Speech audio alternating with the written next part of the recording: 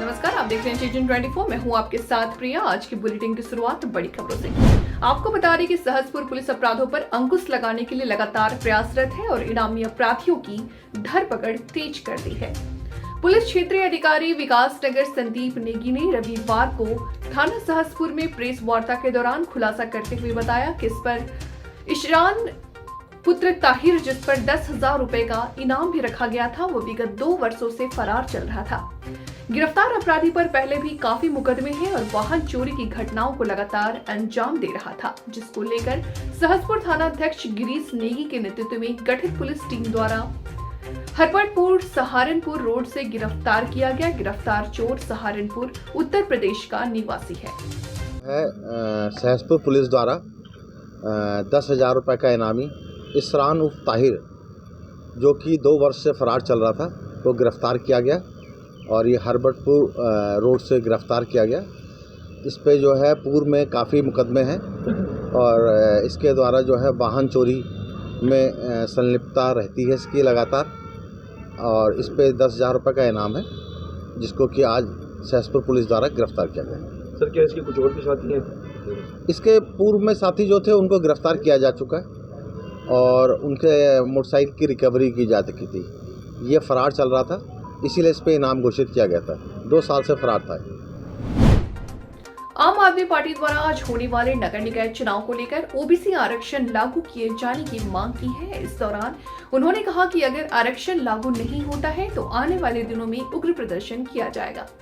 वहीं इस दौरान भाजपा सरकार पर भी जमकर हमला बोला। उत्तर प्रदेश में होने वाले निकाय चुनाव में अन्य पिछड़े वर्ग आरक्षण को लेकर आज कलेक्ट्रेट के धरना स्थल पर बड़ी संख्या में जुटे आम आदमी पार्टी के पदाधिकारियों ने जमकर प्रदर्शन किया। इस दौरान उन्होंने भाजपा सरकार के खिलाफ जमकर नारेबाजी की। उन्होंने कहा कि जिस तरीके से योगी आदित्यनाथ के नेतृत्व वाली भाजपा सरकार ऐसा गड़बड़ आरक्षण किया है, हाईकोर्ट ने इनके आरक्षण को रद्द कर दिया।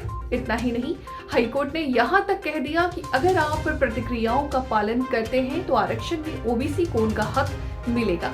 अगर मेरे बगैर प्रक्रिया के आरक्षण व्यवस्था लागू की तो बिना आरक्षण के ही चुनाव होंगे। वहीं इसको लेकर उन्होंने कहा कि भाजपा सरकार द्वारा गड़बड़ी जानबूझकर की गई है। इस दौरान उन्होंने कहा कि इस कार्य में जो भी अधिकारी व सरकार के लोग जिम्मेदार हैं, उनके खिलाफ सख्त कार्रवाई की जाएगी। अध्यक्ष जी, आज आप लोग प्रदर्शन कर रहे हैं, धरना स्थल पर हैं, क्या मामला है, क्या मांगे हैं आपकी?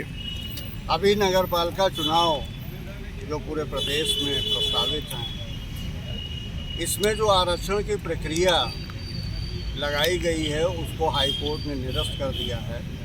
प्रतीत होता है कि सरकार की मंशा कहीं न कहीं ओबीसी आरक्षण को खत्म करने की है, निरस्त करने की है, और इस आरक्षण को हटा करके जनरल चुनाव कराने की मंशा है। हाई कोर्ट द्वारा निरस्त किया गया और जो सुप्रीम कोर्ट ने पहले ही CCC का फार्मूला दिया था ओबीसी आरक्षण के लिए, उस फार्मूले को नहीं लगाया सरकार ने। हमारी मांग है कि फार्मूलों को अप्लाई किया जाए और आरक्षण लगा करके ओबीसी आरक्षण दे करके ही चुनाव कराए जाए नगर पालिका। तो क्या आपको लगता है न्यायालय द्वारा जो फैसला किया गया वो गलत है? नहीं, न्यायालय ने जो फैसला किया है बिल्कुल उचित फैसला किया है, क्योंकि न्यायालय द्वारा दी गई गाइडलाइंस को माना नहीं गया, उस प्रारूप को नहीं माना गया। सरकार ने अपना मनगढ़ंत तरीके से आरक्षण को लगाया, जिसको कि न्यायालय ने रद्द किया है। अब न्यायालय द्वारा जो प्रारूप दिया गया उसके अनुसार आरक्षण लगाया जाए और चुनाव।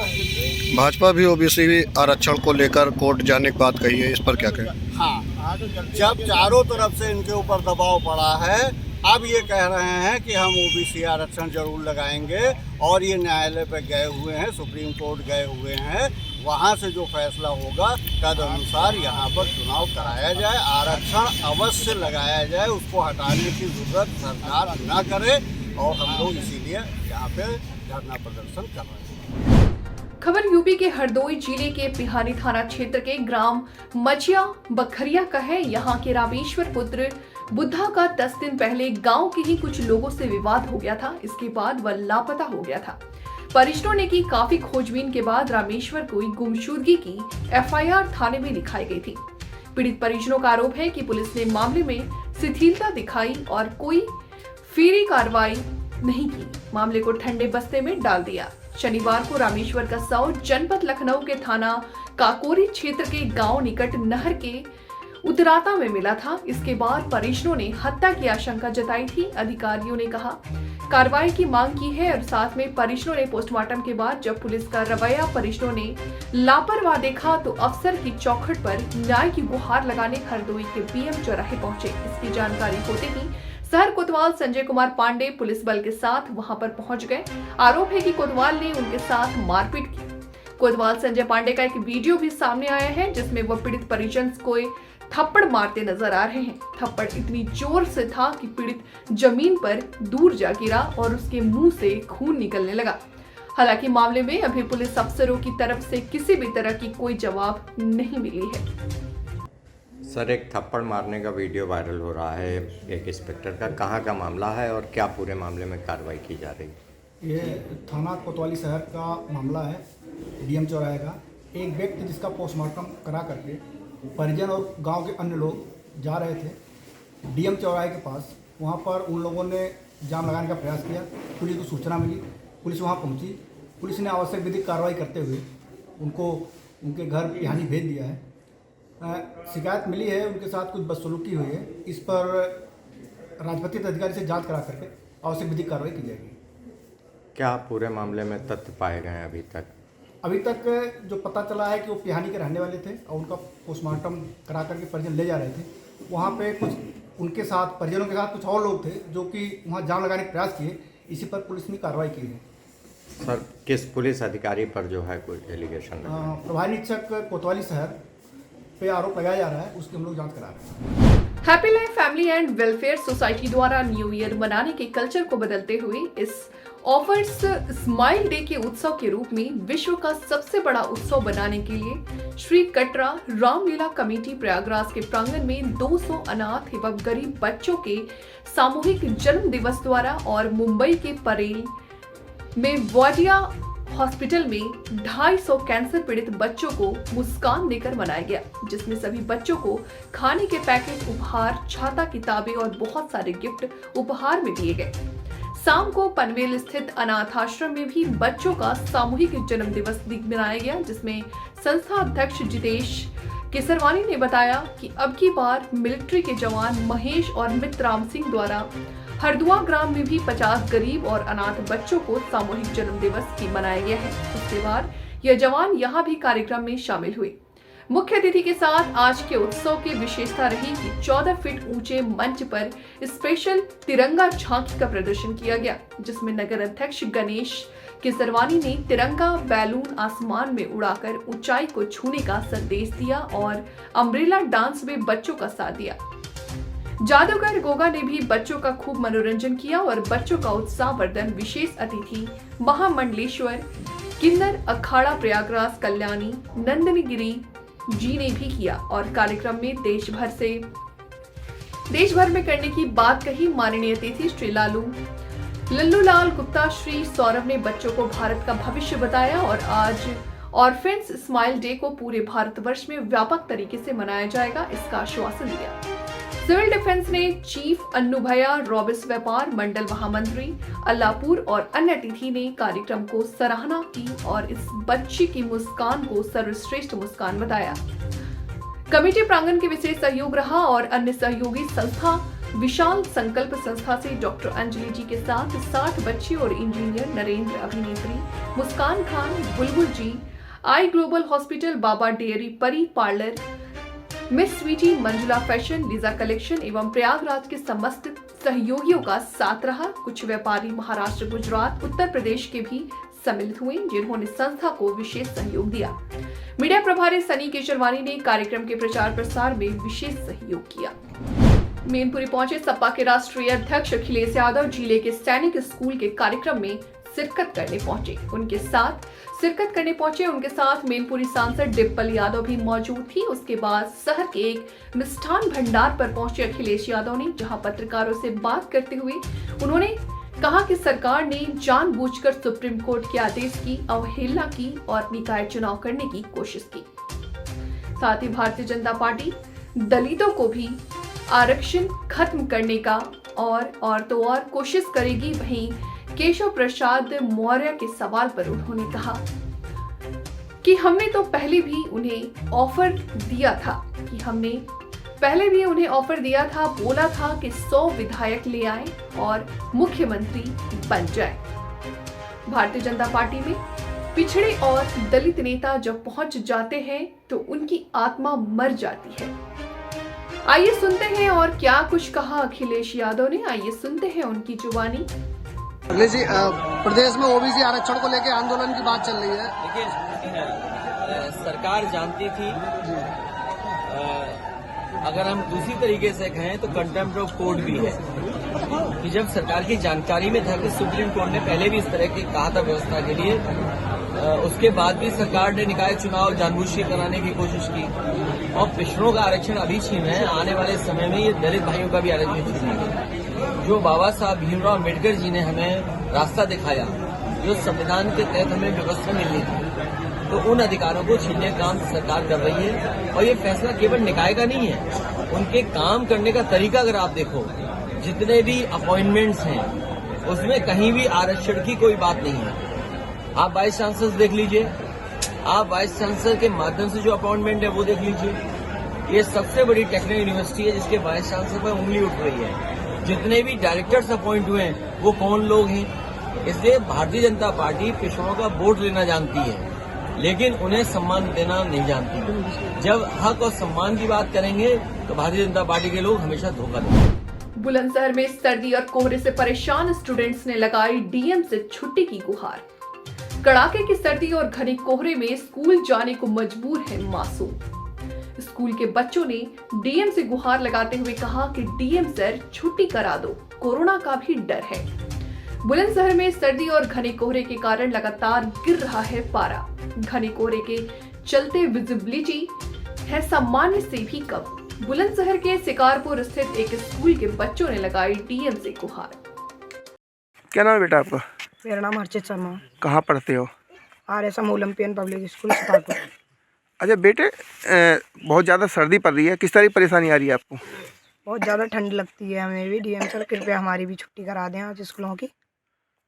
कोरोना का भी समय चल रहा है, हल्का हल्का कोरोना भी आप फैल रहा है इस टाइम, इसलिए हम चाहते हैं आप छुट्टी करा दें हमारी। क्या नाम है बेटा? अच्छा, बहुत ज़्यादा सर्दी पड़ रही है, कैसा महसूस कर रहे हैं आप? बहुत ज़्यादा ठंड चल रही है, कोरोना भी टाइम चल रहा है, इसीलिए हम चाहते हैं डीएम साहब हमारी छुट्टी करा दें।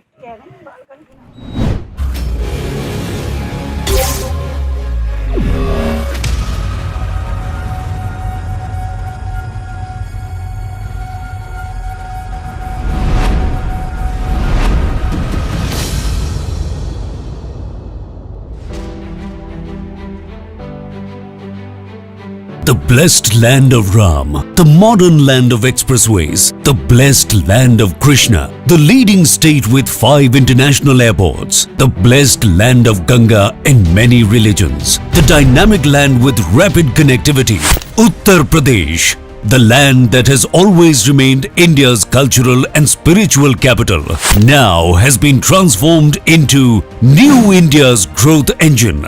Come and discover unlimited enterprising opportunities offered by New Uttar Pradesh at UP Global Investors Summit 10th to 12th February 2023. The 3-day event happening in the vibrant city of Lucknow will witness the participation of 10,000 global corporate leaders, innovators, business visionaries and startups from over 20 countries. The Yogi government has planned a series of domestic and international roadshows before hosting the GIS 2023 to showcase UP's soft power and promising business destinations. Imbibing Prime Minister Narendra Modi's mantra of reform, perform and transform, Uttar Pradesh has already emerged as a favorite among top industrialists of the country. And why not? After all, it makes a contribution of more than 8% to the country's GDP, offers a consumer base of 24 crores and 56% working age population, and is a top-ranking state in ease of doing business. Let's have a look at Uttar Pradesh's thriving business ecosystem. With 6 existing and 7 upcoming expressways, now Uttar Pradesh is known as Expressway Pradesh. What's more, its 9 operational, 10 upcoming airports, world-class interstate 4-lane highways and the futuristic rapid rail transport system from Meerut to Ghaziabad and Delhi are turning Uttar Pradesh into a popular logistic hub of India.